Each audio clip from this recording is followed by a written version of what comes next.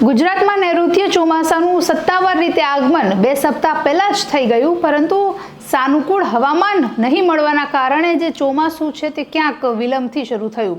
પણ આખરે ગઈકાલે જ ગુજરાતના તમામ જિલ્લાઓ 66 તાલુકાઓમાં ભારે મેઘમહેર થઈ હતી અને ચોમાસાથી જે ઠંડકનો અનુભવ થયો છે, જેનાથી લોકોએ પણ હવે રાહતનો શ્વાસ લીધો છે. નમસ્કાર, ટકાટક મીડિયામાં આપની સાથે હું છું જાનવી.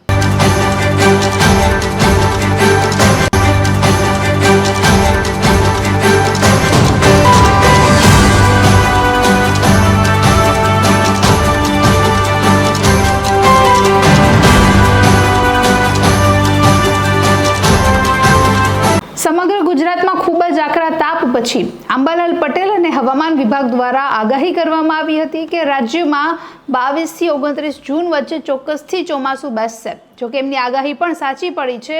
છેલ્લા 2 સપ્તાહથી દક્ષિણ ગુજરાતના ઘણા બધા વિસ્તારોમાં ખૂબ જ ભારે વરસાદ પડી ચૂક્યો હતો, પણ છતાંય સૌરાષ્ટ્રનો અમુક ભાગ એવો બાકી હતો, અમદાવાદ અને ગાંધીનગરના વિસ્તારો બાકી હતા કે જ્યાં મેઘરાજાએ પધરામણી નહોતી કરી.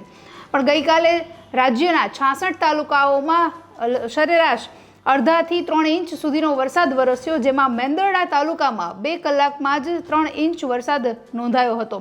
કાલાવડમાં પણ ખૂબ સારો વરસાદ વરસ્યો હતો. આજુબાજુ સર્વત્ર પાણીના જે દ્રશ્યો છે એ પણ સામે આવી રહ્યા હતા. તો સાથે જ વંથલીમાં 2.5 ઇંચ, વિસાવદરમાં 2 ઇંચ, માળિયા હાટીનામાં 1.5 ઇંચ, કેશોદમાં 1 ઇંચ અને ભેસાણ અને માંગરોળમાં 2 મિલીમીટર જેટલો વરસાદ નોંધાયો હતો.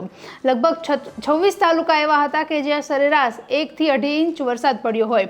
સાથે જ રાજકોટમાં પણ ઘણા લાંબા સમયની રાહ જોવડાવ્યા બાદ રાજકોટવાસીઓને પણ ઠંડકનો અનુભવ થયો હતો, કારણ કે 1 ઇંચ જેટલો વરસાદ થોડા જ સમયમાં વરસી ચૂક્યો હતો.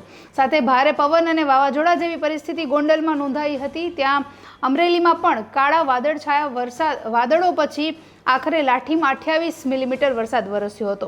જામનગરમાં પણ ગઈકાલે પહેલી વખત ગાજવીજ સાથે ભારે વરસાદ વરસ્યો હતો. તો મોરબીમાં પણ ભારે પવન ફૂંકાયો હતો. દક્ષિણ ગુજરાતમાં આ વખતે વરસાદ સારો રહ્યો. સાથે જ ગઈકાલે પણ સુરતમાં સર્વત્ર વરસાદી માહોલ જોવા મળ્યો હતો. તો ઓલપાડ અને 84 જેવા વિસ્તારોમાં પણ લગભગ સરેરાશ 1/2 ઇંચ જેટલો વરસાદ વરસ્યો હતો. હવામાન વિભાગે આગાહી કરી છે કે આગામી 3 દિવસ પણ રાજ્યમાં ઘણા વિસ્તારો એવા છે કે જ્યાં સતત વરસાદી વાતાવરણ જોવા મળી શકે છે અને ભારે ગાજવીજ સાથે વરસાદનું જે આગમન છે એ યથાવત રહી શકે છે. જેની આગાહી પ્રમાણે 24 જૂનના રોજ નર્મદા, સુરત, ડાંગ સહિતનું જે દક્ષિણ ગુજરાત છે ત્યાં, સાથે ભરૂચ, નવસારી, અમદાવાદ, ગાંધીનગર, રાજકોટ, જામનગર અને દ્વારકા પંથકમાં વરસાદ નોંધાશે. તો 25 જૂન દરમિયાન દાહોદ, છોટાઉદેપુર અને સૌરાષ્ટ્ર કચ્છમાં વરસાદ પડી શકે છે. સાથે 26 જૂન દરમિયાન બનાસકાંઠા અને સાબરકાંઠાના ઘણા વિસ્તારોમાં વરસાદી માહોલ ફરીથી સર્જાઈ શકે છે. નોંધનીય રીતે હવે ચોમાસું જ્યારે બેસી ગયું છે ત્યારે ગરમીથી પણ લોકો રાહત અનુભવી રહ્યા છે અને ખેડૂતોમાં પણ હવે ખુશીની લહેર છે તે છવાઈ રહી છે. નમસ્કાર.